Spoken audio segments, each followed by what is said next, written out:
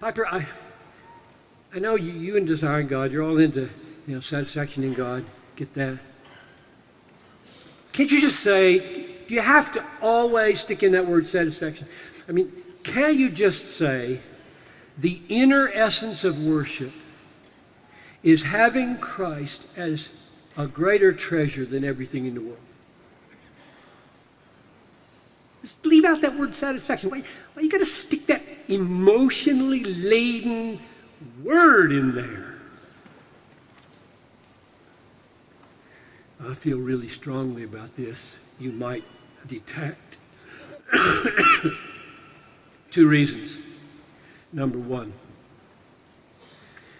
being satisfied with Christ is implied in saying he's your greatest treasure. And I want to push that in your face. I want to push it through your eyeballs into your heart, or into your eyeballs into your brain, and then down into your heart. I would really like you to feel what I feel right now and believe what I believe, namely that if you say, and you must say this if you're a Christian, Christ is my greatest treasure. Jesus said, he who loves mother or father more than me is not worthy of me, and he who loves son or daughter more than me is not worthy of me. Period. You're not a Christian if you love your mother or your father or your children more than you love Jesus. And that's an affectional love. That's not a duty love. That's not a sacrificial love. That's an affection. How do you feel about your kids? I love my kids. Yes, you should. And Jesus 10,000 times more. And if you don't love him more,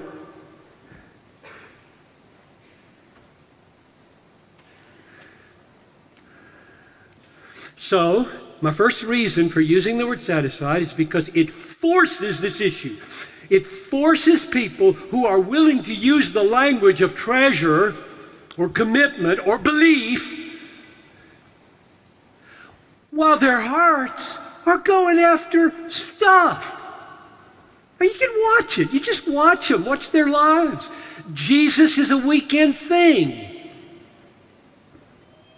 All week long, what they watch on TV, what they do, it just has nothing to do with their heart's delight in God. Nothing.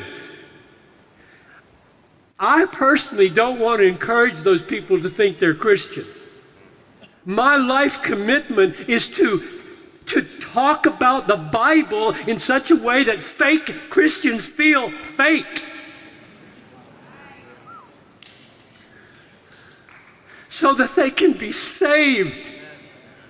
So many churches are just coddling them, just constantly coddling them. It's going to be okay, it's going to be okay. He's a God of love, God of love. They're not Christian. Their hearts are not made new. They love other things more than they love Christ. They think if they walked that aisle or signed that card or did some few things, they're in. I've just talked to so many of these people. So that's my first reason. It really is implied in the language of faith or the language of treasure that you are satisfied in Jesus more than everything else. Here's my second reason, and this is a review from this morning's session. Do you remember the 1-verse parable? The kingdom of heaven is like a treasure hidden in a field, which a man found and covered up. And then in his joy, he goes and sells all that he has to buy that field. Now you might think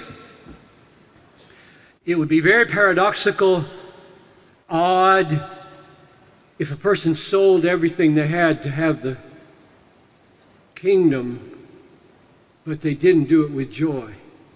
That happens, folks.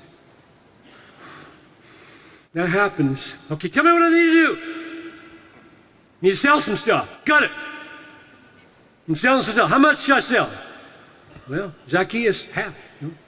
Or rich young ruler, all of it. Okay, got that. That's not what he says.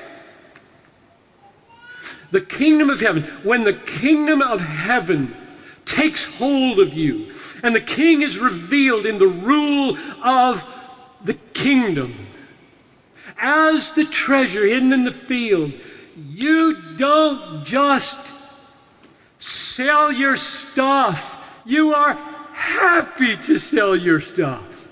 That's what it says. I can't tell you how long, maybe 22 years, I read that verse and skipped right over that apakaros autou. From his joy, he sold everything he had. You sell your stuff for Jesus without joy, plenty of ascetics in the world are going to go to hell. Sit on top of statues for 30 years. Leave everything they have. It's not what it says.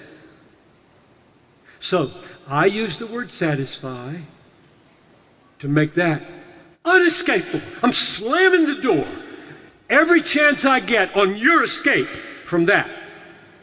I'm slamming the door on anybody saying, well, you don't really need to feel satisfied in God as long as He's your treasure. That's nonsense. God knows it, you know it. Treasure doesn't mean anything. It's just a word without your heart. I love you more. You're more precious. So, review. The inner essence of worship is experiencing Christ and all that God is for us in Him as a more satisfying treasure than everything that death can take and life can give. That's the inner essence of worship. To be a Christian is to be born again into that. That's what happens when you become a Christian. Your heart shifts off of preferring the world to preferring Christ. That's the meaning of new birth. That's the meaning of conversion. To live the Christian life in all of its practicalities is to act out of that. And where people are not acting out of that, I don't think what they're acting is the fruit of righteousness.